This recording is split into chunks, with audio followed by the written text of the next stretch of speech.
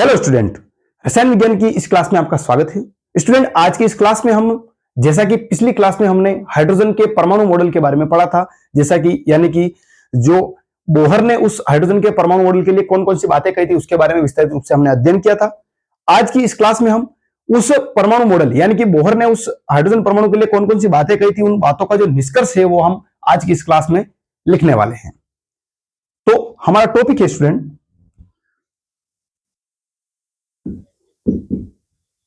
Bohr का hydrogen परमाणु के लिए निष्कर्ष। यानी कि बोहर ने कहा कि जो स्थायी अवस्थाएं होती है, यानी कि उदाहरण के लिए हम देखते हैं कि ये कोई एक परमाणु है हमारे पास, यानी कि हाइड्रोजन परमाणु हम मान सकते हैं। इस परमाणु में जो स्थायी अवस्थाएं हैं, इन स्थायी अवस्थाओं को कुछ मान दिए गए। किस प्रकार दिए गए?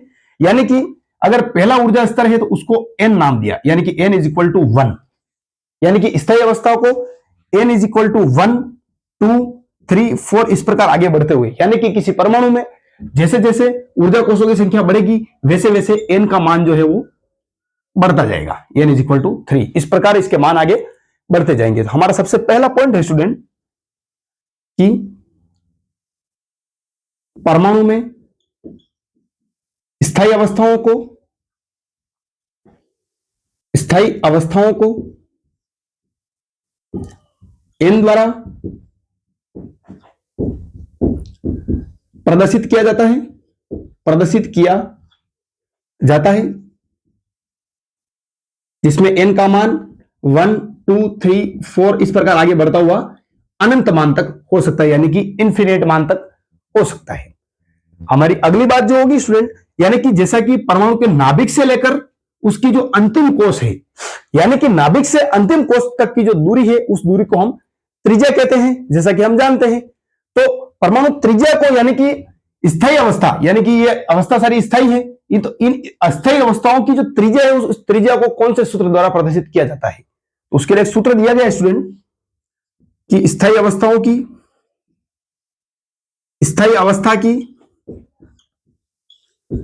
त्रिज्या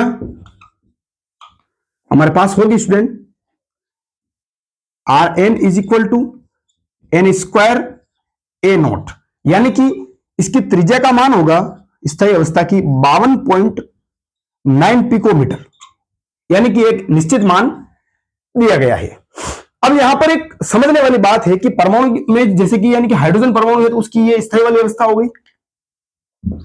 हम इसको समझने के लिए एक बार इसको मिटाते हैं, यानी कि हाइड्रोजन परमाणु में ये इसकी स्थायी अवस्था है, तो इसी स्थायी अवस्था को बोहर कक्षा भी कहा जाता है, क्योंकि बोहर ने इसकी व्याख्या की थी। तो हम लिखते हैं स्टूडेंट, हमारा अगला पॉइंट है कि स्थायी अवस्था को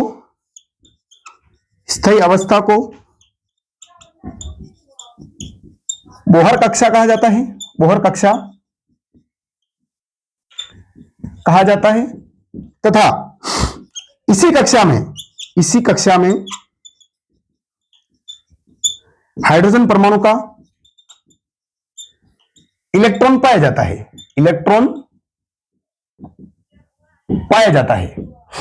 अब यहां पर समझने की बात सबसे महत्वपूर्ण आती है कि जैसे जैसे R का मान बढ़ता है वैसे वैसे उस परमाणु के n का मान भी बढ़ता है, या हम ऐसे कह सकते हैं कि जैसे जैसे n का मान बढ़ता है वैसे वैसे R का मान भी बढ़ता है।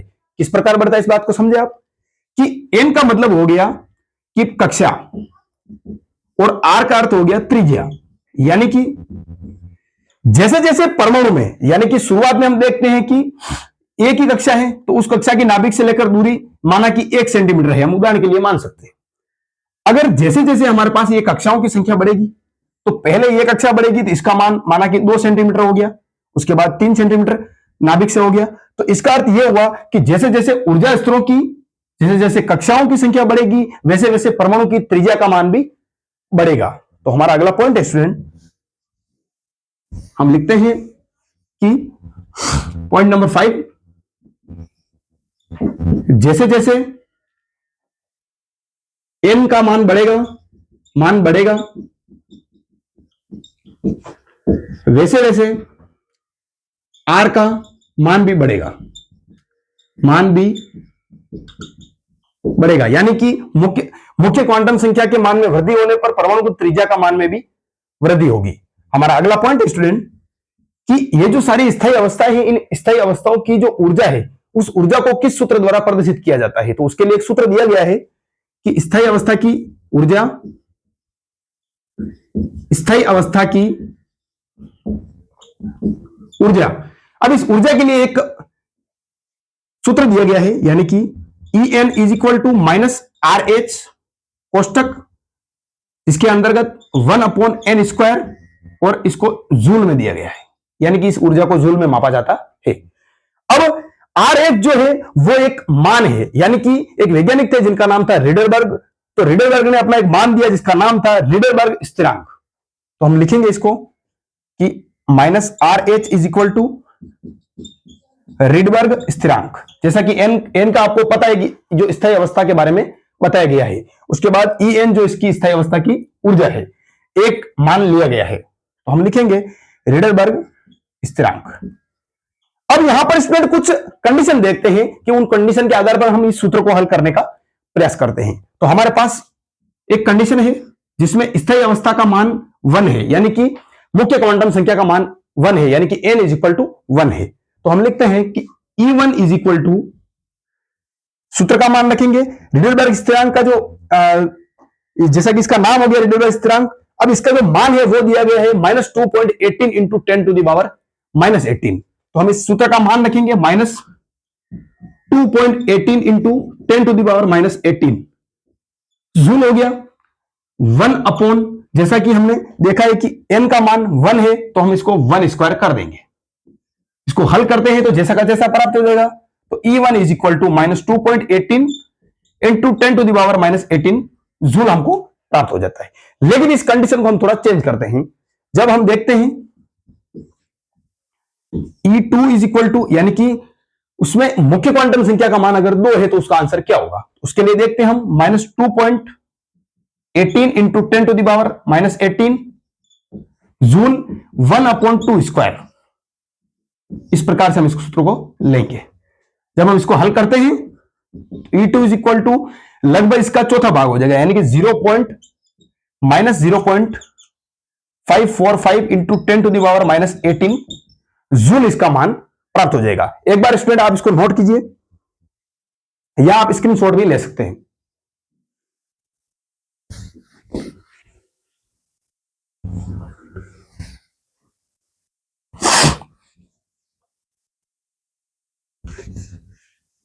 नाउ हमारा अगला पॉइंट है स्टूडेंट कि उदाहरण के लिए ये हमारे पास परमाणु है, ये उसके ऊर्जा स्तर है। अब एक कंडीशन अप्लाई होती है कि यदि हमारे पास कोई परमाणु है जिसमें अगर ये कोई इलेक्ट्रॉन है उस परमाणु का, अब इस इलेक्ट्रॉन पर अगर इस, जैसा कि इलेक्ट्रॉन है, इस इलेक्ट्रॉन पर अगर इस परमाणु के नाभिक का प्रभाव नहीं है, यानी कि ये दूर होगा परमाणु से, तो उस स्थिति में, यानी कि जब इलेक्ट्रॉन नाभिक के प्रभाव में नहीं है तो इलेक्ट्रॉन की ऊर्जा को शून्य लिया जाता है तथा उसकी जो क्वांटम संख्या है, मुख्य क्वांटम संख्या कह सकते हैं हम, तो उसकी मुख्य क्वांटम संख्या का मान जो है वो इन्फिनिट होगा, यानी कि अनंत होगा। और ऐसी स्थिति में जो परमाणु होगा वो हाइड्रोजन, जो जैसा कि हम हाइड्रोजन परमाणु के लिए बात कर रहे हैं, तो उस स्थिति में जो हाइड्रोजन परमाणु होगा वो आयनित हाइड्रोजन परमाणु कहलाएगा। तो हमारी डेफिनेशन है कि हमारा अगला पॉइंट है स्टूडेंट कि जब इलेक्ट्रॉन पर नाभिक का प्रभाव नहीं होगा, नाभिक का प्रभाव नहीं होगा, तब ऊर्जा शून्य ली जाएगी और मुख्य क्वांटम संख्या का मान इन्फिनिट अर्थात अनंत लिया जाएगा, अनंत लिया जाएगा। इस स्थिति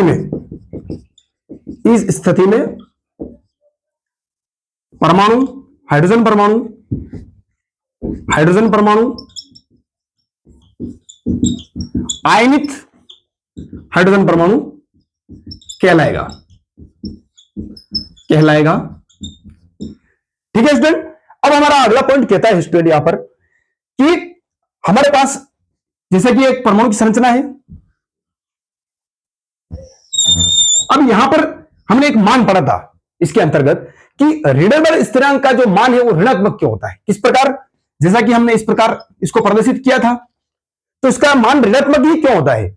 जैसा कि हमने पिछली क्लास में पढ़ा था, आपको ध्यान हो कि इलेक्ट्रॉन जो है वो ऊर्जा का अवशोषण करने के पश्चात एक्साइटेड स्टेट में जाता है, यानी कि उच्च ऊर्जा अवस्था में जाता है, और जब वो ऊर्जा का उत्सर्जन करेगा तो वो उच्च ऊर्जा अवस्था से निम्न ऊर्जा अवस्था में आएगा।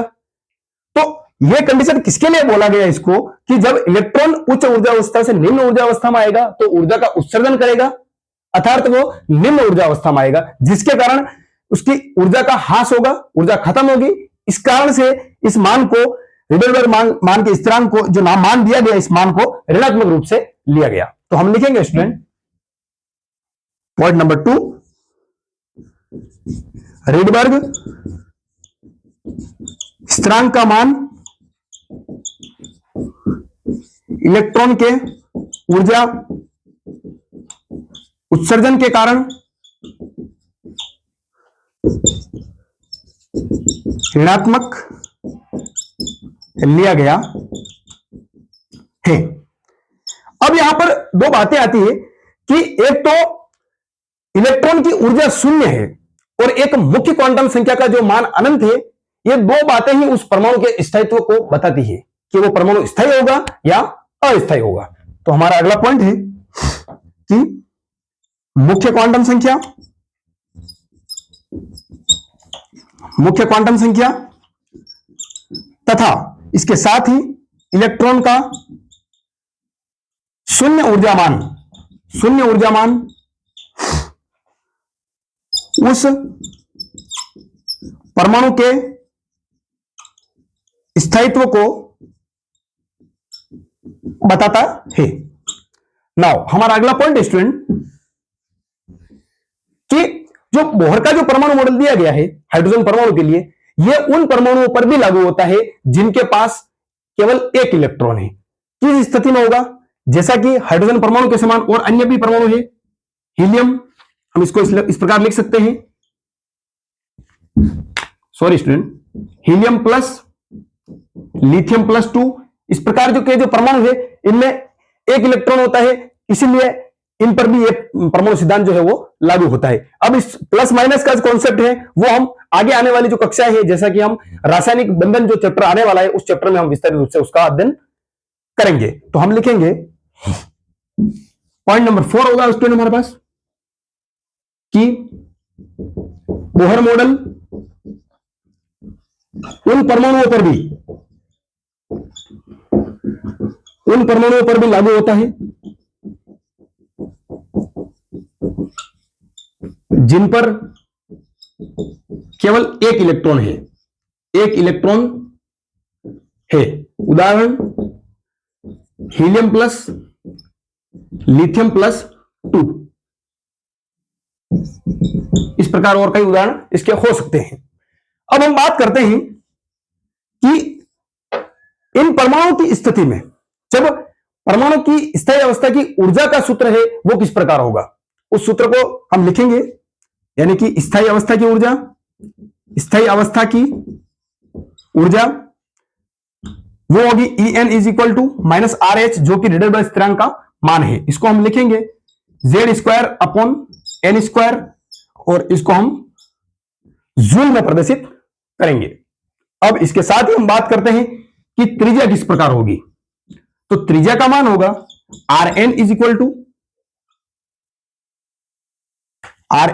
टू बटे हुए में आ जाएगा हमारे पास 52.9 पिकोमीटर होगा, जो कि N² हम स्थायी अवस्था के लिए लेंगे और Z का मान हम इस प्रकार लेंगे और इसको हम पिकोमीटर से प्रदर्शित करेंगे, क्योंकि हम यहां पर परमाणु त्रिज्या के बारे में बात कर रहे हैं। एक बार आप इसको नोट कीजिए स्टूडेंट। इसके पश्चात स्टूडेंट बोहर ने अपने इस परमाणु जो मॉडल का निष्कर्ष निकाला था, इस निष्कर्ष के बाद में कुछ 2-3 महत्वपूर्ण बातें बताई थी, उनके बारे में हम अध्ययन करते हैं। तो बोहर ने कहा कि Z अर्थात यानी कि परमाणु क्रमांक, जैसा कि हमने सूत्र रखा था, यानी कि इसको हम द्रव्यमान संख्या भी कह सकते हैं, यानी कि तत्व कौन से नंबर पर आता है, इसके लिए उन्होंने कहा कि जैसे जैसे परमाणु क्रमांक में वृद्धि होती है, यानी कि जैसे जैसे परमाणु क्रमांक में वृद्धि होती है वैसे वैसे उस इलेक्ट्रॉन की जो ऊर्जा है वो कम होती है, अर्थात ऋणात्मक होती है, यानी कि और ज्यादा ऋणात्मक होती जाती है। इसके साथ ही परमाणु जो त्रिज्या का मान है उस त्रिज्या का मान भी कम होता है। इस बात को आप शॉर्ट में नोट कर सकते हैं। अब इन सारी बातों के आधार पर हम एक निष्कर्ष निकालते हैं कि इलेक्ट्रॉन के वेग की गणना करना, इन सारी बातों के पश्चात जो निष्कर्ष निकलता है कि इलेक्ट्रॉन की वेग की गणना हम आसानी से कर सकते हैं, लेकिन इसके लिए कोई व्यवस्थित सूत्र तो नहीं दिया गया, लेकिन हम एक दो इंपॉर्टेंट बातों के आधार पर पता लगाएंगे इस बात का। तो दो शब्द आते हैं स्टूडेंट यहां पर, यानी कि एक तो आता है कि नाभिक का धनावेश, नाभिक का धनावेश, तथा इसके साथ ही मुख्य क्वांटम संख्या, मुख्य क्वांटम संख्या। यानी कि हमारे पास इस प्रकार का कोई परमाणु है, उसके ऊर्जा स्तर है, तो यह ठीक बीच में नाभिक उपस्थित होगा इसके। तो नाभिक का धनावेश जब बढ़ता है तो इलेक्ट्रॉन का वेग भी बढ़ता है। इस बात का आप ध्यान रखें। किस प्रकार बढ़ता है कि जितना इलेक्ट्रॉन नाभिक के पास में होगा उतना वो तीव्रता से घूमेगा, क्योंकि नाभिक के प्रभाव में है। और दूसरी बात यह है कि मुख्य क्वांटम संख्या का जब मान बढ़ता है, यानी कि पहले जब इलेक्ट्रॉन इसके पास में है तो उसकी वेग तेज होगा, लेकिन जैसे जैसे इलेक्ट्रॉन ऊर्जा स्तर बढ़ते जाएंगे, तो माना कि उदाहरण के लिए यहां पर एक ऊर्जा स्तर है, यानी कि इसको हम मुख्य क्वांटम संख्या कहेंगे। तो यहां पर जब इलेक्ट्रॉन, जैसे जैसे इलेक्ट्रॉन नाभिक से दूर होगा वैसे वैसे नाभिक का जो प्रभाव है वो इलेक्ट्रॉन पर कम होगा, जिसके कारण उस इलेक्ट्रॉन का जो वेग है वो धीमा होगा। तो हम यानी कि गणितीय रूप से हम कह सकते हैं कि जब नाभिक का धनावेश बढ़ेगा तो इलेक्ट्रॉन का वेग बढ़ेगा, और जब इसके साथ ही मुख्य क्वांटम संख्या का मान जब बढ़ेगा तो इलेक्ट्रॉन का वेग जो है वो कम होगा। इसका कारण हमने देखा है। इस प्रकार से आज की इस क्लास में हमने बोहर ने हाइड्रोजन परमाणु के लिए कौन कौन से निष्कर्ष निकाले उसके बारे में हमने विस्तारित रूप से अध्ययन किया। इसी प्रकार की और क्लासें देखने के लिए हमारे चैनल को लाइक, सब्सक्राइब और शेयर जरूर करें। धन्यवाद।